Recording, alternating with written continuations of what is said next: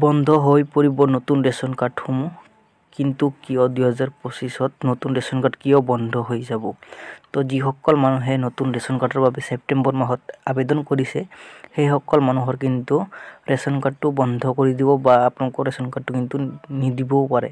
তো আপোনালোকে কেনেকৈ চেক কৰিব আপোনালোকৰ ৰেচন কাৰ্ড নতুন যিটো ৰেচন কাৰ্ড পাইছে বা আপোনালোকে ৰেচন কাৰ্ডটো এতিয়ালৈকে দিয়া নাই, নতুন কৰি আবেদন কৰিছে, সেই ৰেচন কাৰ্ডটো আপোনালোকে কেনেকৈ চেক কৰিব তাৰে বিষয়ে কিন্তু আজি আপোনালোকক এই ভিডিঅ'ৰ জৰিয়তে সম্পূৰ্ণ কথা আপোনালোকক জনাই দিম। তো ভিডিঅ'টো সম্পূৰ্ণভাৱে চাই থাকিব। তো প্ৰথমতে আপোনালোকে কি কৰিব লাগিব, প্লে ষ্টৰৰ পৰা আপোনালোকে মেৰে ৰেচন যিটো আছে সেইটো আপোনালোকে ডাউনলোড কৰিব লাগিব। ডাউনলোড কৰাৰ পাছত আপোনালোকে অপেনত ক্লিক কৰিব। ক্লিক কৰাৰ পাছত আপোনালোকৰ এনেকুৱা ধৰণৰ লগোটো আপোনালোকে চাব পাৰিব। তো এই লগোটো অপেন হোৱাৰ লগে লগে আপোনালোকৰ এনেকুৱা ধৰণৰ ইণ্টাৰফেচটো অপেন হ'ব। বেনিফিচিয়াৰী ইউজাৰত ক্লিক কৰি আধাৰ কাৰ্ডৰ নম্বৰটো দিব, কেপচাৰটো ইয়াতে ফিল কৰিব, ইয়াতে লগইন উইথ OTPত ক্লিক কৰিব।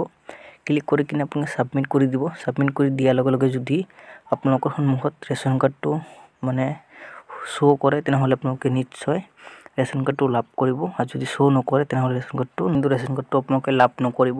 তো আজিলৈ ভিডিঅ'টো ইমানতে সামৰিছোঁ। যদি ভিডিঅ'টো ভাল লাগে চেনেলটো ছাবস্ক্ৰাইব কৰি ৰাখিব। এনেকুৱা ধৰণৰ নতুন